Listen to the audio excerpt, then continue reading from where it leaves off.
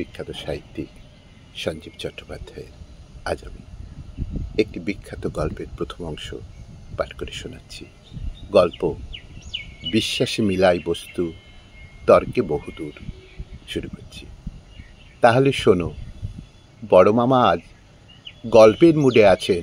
অনেক দিন পরে জ্বর হয়েছিল, আজকে জ্বর ছেড়ে গেছে।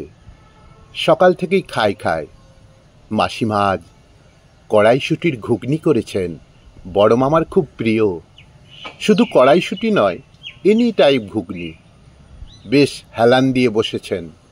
দুদিন ডাক্তারি করতে হয়নি, বরং কয়েকজন পার্মানেন্ট রুগী ডাক্তারবাবুকে দেখতে এসেছিলেন আপেল, কমলালেবু, নোনতা বিস্কুট নিয়ে। ডাক্তারের অসুখ করলে রোগীরা মনে হয় খুশি হন। একজন কবিরাজ রুগী, হ্যাঁ কবিরাজ, নিজের অসুখ করলে বড় মামার কাছে আসেন। নিজের চিকিৎসার উপর নিজের বিশ্বাস নেই। তিনি দুয়াটি পলতা পাতা এনে মাসিমার হাতে দিয়ে বলেছিলেন জলে সেদ্ধ করে খাওয়াতে। হাঁকুর তেতো, জ্বর বাপ বলে পালাবে। উপেক্ষার দৃষ্টিতে তাকিয়ে আমাকে জিজ্ঞাসা করেছিলেন, কি বার? শনিবার। শনি মঙ্গল একটু বাড়ে, কি বাড়ে? তা বললেন না। এক চামচ ঘুগনি মুখে দিয়ে বললেন, ফার্স্ট ক্লাস, মেয়েটার রান্নার হাত অসাধারণ, গড গিফটেড। একটা দোকান করলে দাঙ্গা লেগে যেত। পুচকেটা ভুসভুস করে ঘুমোচ্ছে পাশের ঘরে। তিনি প্রফেসর। দাদা, জ্বর কত? দরজা বন্ধ হয়ে গেল। তিনি বিলেতি নভেলে ডুবে গেলেন। কে মরল, কে বাঁচল, বয়েই গেল। হঠাৎ দেখি বডি বিল্ডার গোরাচাঁদ এসে পা টিপছে। গোরাচাঁদ? আমি তার জন্য কী বা করতে পেরেছি? বারবার বলেছিলুম, গোরা, তোর হার্টের অবস্থা ভালো নয়, অত ওজন তুলিস না। কে কার কথা শোনে?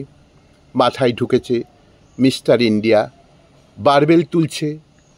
এইবার জাগ দিয়ে মাথার উপর তুলবে, পটাং, শিরা ছিঁড়ে উল্টে পড়ল। দৌড়ে গেলুম। খুব করে হার্ট পাম্প করলে কি হবে? মাথাটাই তো ডিসকানেক্টেড হয়ে গেছে।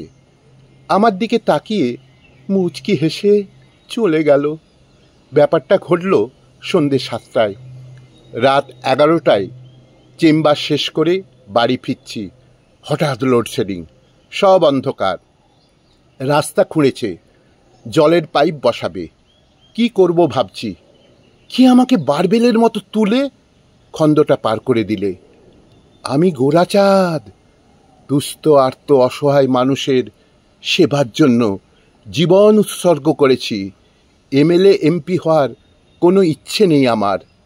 বাতাসে ভেসে বেড়াবো ভাইরাসের মতো। বন্ধু ভাইরাস গোরাচাঁদ। দুষ্টের দমন, শিষ্টের পালন, এই আমার ব্রত। সেই সময় আমার অবস্থা দেখলে তোরা ভয়ে ভিড়মি খেতিস।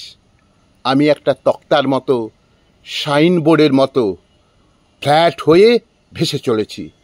গোরাচাঁদ আমাকে বলে চলেছে আমি চাঁদ থেকে পাথর এনে দিতে পারি, মঙ্গল গ্রহ থেকে লাল বালি, কাশ্মীর থেকে আখরোট, পেশোয়ার থেকে কিশমিশ, এভারেস্টের চূড়া থেকে পতাকা।